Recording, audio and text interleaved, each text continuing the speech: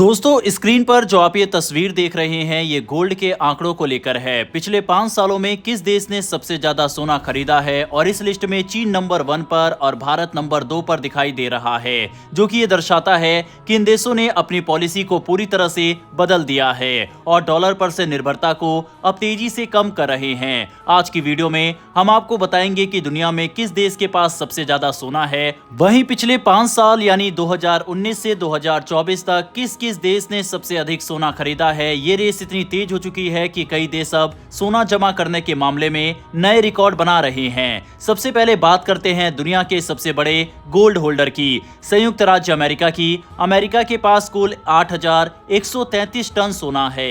यह मात्रा इतनी ज्यादा है कि दुनिया का कोई भी देश इसके पास नहीं पहुंच पाता। अमेरिका का ज्यादातर सोना फोर्ट नॉक्स और न्यूयॉर्क फेडरल रिजर्व की सुरक्षित तिजोरियों में रखा जाता है। सिर्फ अमेरिका का सोना ही आज की कीमतों पर $1 ट्रिलियन से ज्यादा का है। यही वजह है कि डॉलर पर दुनिया का भरोसा हमेशा बना रहता है। अब चलते हैं यूरोप की तरफ, जहां 3 बड़े देश जर्मनी, इटली और फ्रांस सोने के सबसे मजबूत खिलाड़ी माने जाते हैं। जर्मनी के पास 3,352 टन, इटली के पास 2,452 टन और फ्रांस के पास 2,437 टन सोना है। ये तीनों मिलकर लगभग 8,200 टन सोना रखते हैं, यानी अकेले यूरोप लगभग उतना ही सोना रखता है जितना अमेरिका के पास है। इन देशों की सोने की ताकत कोई नई बात नहीं है। ये सब उस दौर से शुरू हुआ था जब दुनिया ब्रेटन वुड्स सिस्टम पर चलती थी और हर मुद्रा की कीमत सोने से तय होती थी। यूरोप के बाद अब बात करते हैं उस क्षेत्र की जिसने पिछले कुछ वर्षों में तेजी से गोल्ड रेस में अपनी जगह बनाई है, यानी एशिया। और यहाँ सबसे आगे 2 बड़े दावेदार चीन और भारत हैं। चीन ने 2019 से 2024 के बीच दुनिया में सबसे ज्यादा सोना खरीदा है। यह आंकड़ा है 331 टन। इतनी बड़ी खरीद के बाद चीन के कुल गोल्ड रिजर्व बढ़कर 2,280 टन हो चुके हैं। चीन की रणनीति बहुत साफ है, वह डॉलर पर निर्भरता कम करना चाहता है और युआन को एक वैश्विक मुद्रा बनाना चाहता है। इसीलिए वह लगातार सोना खरीदकर अपनी मुद्रा और अर्थव्यवस्था को मजबूत कर रहा है। भारत भी इस रेस का एक बड़ा खिलाड़ी बन चुका है। पिछले 5 सालों में भारत ने 241 टन सोना खरीदा है, जो दुनिया में दूसरा सबसे बड़ी खरीद करने वाला देश है। इस खरीद के बाद भारत के कुल रिजर्व 876 टन तक पहुंच गए हैं। भारत अपनी अर्थव्यवस्था को भविष्य की अनिश्चितताओं से सुरक्षित रखने के लिए सोने पर जोर दे रहा है। आरबीआई धीरे धीरे अपने गोल्ड होल्डिंग बढ़ा रहा है ताकि किसी भी आर्थिक संकट की स्थिति में देश को मजबूत सुरक्षा मिले। भारत और चीन के बाद तीसरे नंबर पर है पोलैंड, जिसने 2019 से 2024 के बीच 219 टन सोना खरीदा।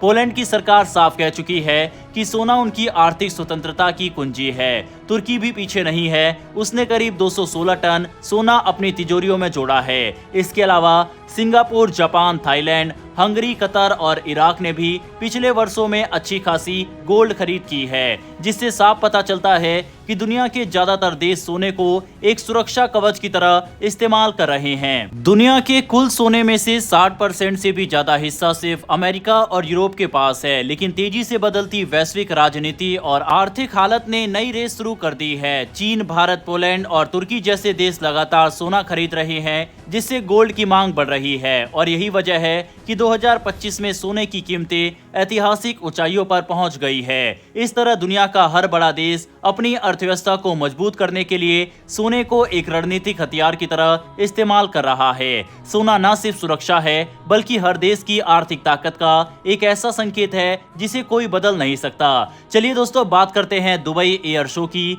जहां पर पाकिस्तान का प्रोपेगेंडा अब उसको ही बुरी तरह बैकफायर कर गया है और एक बार फिर से इंटरनेशनल मंच पर पाकिस्तान एक्सपोज हो गया।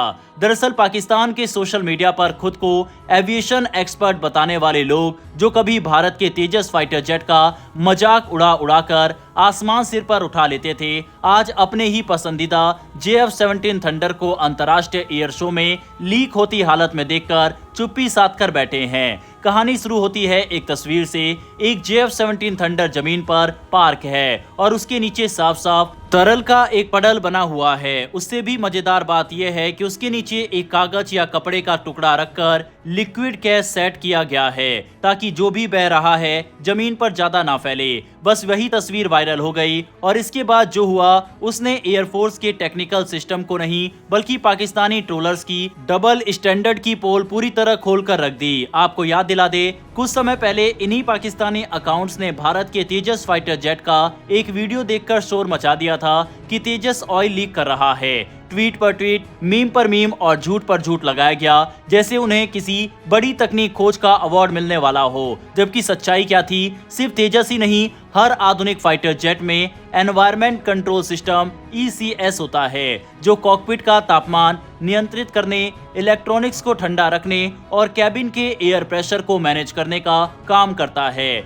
इस सिस्टम में हवा के ठंडा होने से कंडेंशन बनता है जो सामान्य रूप से पानी की बूंदों के रूप में नीचे गिरता है। इसे ड्रेन कहा जाता है और यह हर fighter jet F-16, Rafale, Gripen, Eurofighter, F-35 सब में होता है। लेकिन पाकिस्तानी सोशल मीडिया ने उसे इंजन ऑयल, हाइड्रोलिक फ्लूइड और तेजस की खराबी का रंग दे दिया जैसे तेजस ने कोई अपराध कर दिया हो। वहीं अब बात करते हैं पाकिस्तान की। जिस JF-17 को वे अपनी शान बताते नहीं थकते, वही थंडर अंतर्राष्ट्रीय शो में बिल्कुल उसी तरह की ड्रेनेज के साथ पकड़ा गया। पर इस बार चुप्पी खामोशी इन अकाउंट्स की तरफ से देखने को मिली। अचानक ही पाकिस्तान का पूरा इंटरनेट गायब। जबकि दिलचस्प बात यह है कि JF-17 की छवि पहले ही दुनिया भर में उतनी अच्छी नहीं है। इस पर कम कीमत वाला पाकिस्तान में मात्र असेंबल एयरक्राफ्ट का टैग हमेशा लगा रहता है। इसके इंजनों, विशेषकर रूसी RD-93 के ओवरहीटिंग और रिलायबिलिटी पर भी कई सवाल उठते रहे हैं। कई देशों ने इसे खरीदने से मना कर दिया और इसका क्रैश रिकॉर्ड, जिसे PAF की फैन पेजेस तक समझा नहीं पाती, खुद इसकी कहानी कहता है। ऐसे में जब एक तस्वीर सामने आई जिसमें JF-17 के नीचे साफ तरल गिर रहा था और लोग कपड़ा रखकर उसे रोक रहे थे, तो इंटरनेट पर बस एक ही बात कही गई, ये तो वही हुआ जिसका मजाक तुम तेजस पर उड़ाते थे। लेकिन पाकिस्तानी ट्रोल आर्मी के लिए ये बात स्वीकार करना मुश्किल था, क्योंकि अगर वह मान ले कि वह ECS ड्रेन है तो फिर उन्हें तेजस के मामले में भी अपनी गलत बयानबाजी स्वीकार करनी पड़ेगी। और अगर वह मान ले कि JF-17 सच में लीक कर रहा था तो उनका सम्मान जो JF-17 वाला है उसको धक्का लग जाएगा। यानी चाहे वो सच बोले या झूठ, दोनों ही रास्ते उनकी ट्रोलिंग लॉजिक को बुरी तरह एक्सपोज कर देते हैं। दोस्तों, इस पूरे मामले की असली विडंबना यही है कि तेजस, जो भारत का पूरा स्वदेशी विकसित मल्टी रोल फाइटर जेट है, उस पर पाकिस्तान ने हमेशा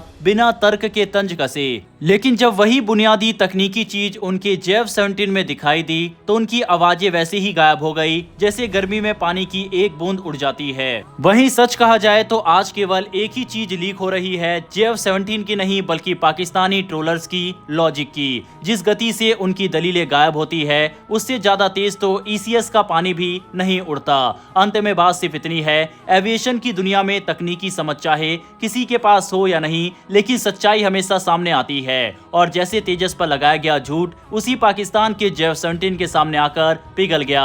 ये कहानी हमें यही याद दिलाती है, ट्रोलिंग की उड़ान ज्यादा ऊंची नहीं जाती, लेकिन तथ्यों की लैंडिंग गियर हमेशा जमीन पर उतरकर सच्चाई दिखा ही देती है। वहीं अफसोस इस बात का है कि भारत के अंदर भी कई लोगों ने इसे तेजस की लीकेज बताया था। बहरहाल दोस्तों, आपकी इस पूरे मैटर पर क्या राय है, कमेंट बॉक्स में लिखकर बताइएगा। डिफेंस और वर्ल्ड अफेयर से जुड़ी ऐसी डेली वीडियो के लिए नीचे दिए गए सब्सक्राइब बटन को प्रेस कर बेल आइकन को जरूर दबा लें। फिर मिलेंगे ऐसी एक नई वीडियो के साथ। धन्यवाद। जय हिंद, जय भारत।